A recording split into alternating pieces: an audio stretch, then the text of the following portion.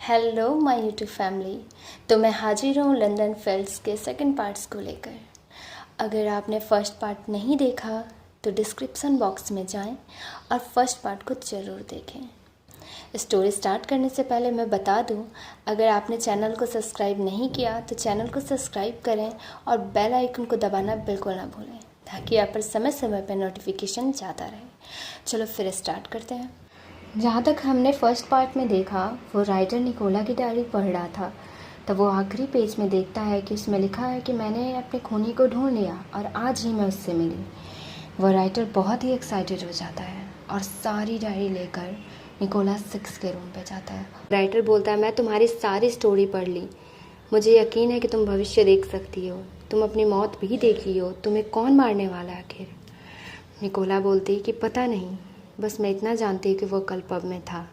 Writer बोलता है, मैं हमेशा से एक मर्डर स्टोरी लिखना चाहता था, लेकिन कभी खुद से हादसे को देखा नहीं। तो इस बार शायद तुम्हारे हादसे को खुद से देखूं और रिकॉर्ड करूं। सच में यह बहुत ही प्रसिद्ध होगी मेरी नॉवेल, अगर तुम चाहो तो। निकोला को कोई प्रॉब्लम थी नहीं, इसलिए उसने बोल दिया हाँ। वह राइटर उसके रूम में हिडन स्पीकर लगा देता और उसके साथ होने वाली सारी चीज़ों को सुनता और खुशी से स्टोरी लिखना स्टार्ट करता। राइटर के नोवेल के अनुसार केंट पहली बार निकोला के घर जाता उससे दोस्ती करने के लिए। निकोला जानती है केंट को पैसे की बहुत ज़रूरत है, क्योंकि वह कर्ज में था। तो वो केंट को कुछ पैसे देती है और बोलती, तुम जाकर अपने दोस्त गाय को बोलना कि मैं उसके बारे में पूछ रही थी। केंट गाय को जाकर यह बात बता देता। निकोला गाय से मिलने पर वह अपने बारे में कुछ बताती है। माँ बाप के मरने के बाद वह अनाथालय में थी। तब उसकी एक दोस्त थी, उससे उसने वादा किया था कि जब वह वहाँ से निकल जाएगी तो वहाँ से निकलने के बाद उससे ज़रूर निकालेगी। निकोला जब अपने दोस्त को निकालने को सोची, तब पता चलता है कि उसके दोस्त को कोई बिजनेसमैन ले गया और उसका जब मन भर गया उससे, तो वो उसे छोड़ देता है। अब उसकी दोस्त का एक बेटा भी है जिसका नाम लिटिल बॉय है। निकोला अपने दोस्त और बेटे को लंदन लाना चाहती थी, इसलिए उसने गाय से मदद मांगी। गाय उसकी मदद करने का वादा कर देता है और निकोला को अपनी कार से घर भेज देता है। उस कार को राइटर देखकर निकोला से बोलता है, क्या ये वही कार है जिसमें तुम मरने वाली हो?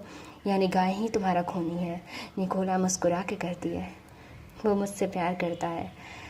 आगे हमें स्टोरी में पता चलता है कि केंट और गाय निकोला को पसंद करते हैं और यह निकोला बहुत अच्छे से बात जानती थी, इसलिए वो दोनों के साथ अपने हिसाब से खेल रही थी। केंट को पैसे का लालच देकर उसके साथ इंटीमेट होती, वही गाय को अपनी दोस्त की झूठी स्टोरी बताकर इमोशनल करती। निकोला अक्सर राइटर के पास जाती थी। एक दिन राइटर के करीब जाती है तो राइटर उसे मना करता है, लेकिन वो उसकी खूबसूरती के कारण उसे ज़्यादा समय तक मना नहीं कर पाता। गाय को पता चल जाता है कि निकोला केंट के साथ अफेयर चला रही है। वो निकोला से पूछता है, क्या केंट ने उसके साथ कुछ किया? निकोला इस बात से नाराज़ हो जाती है और गाय माफ़ी मांगने लगता है। फिर उसी रात हम देखते हैं कि निकोला और गाय दोनों ही इंटीमेट होते हैं, लेकिन निकोला उससे वादा लेती है कि यह सब जो हो रहा है वो अपने वाइफ को बता देगा।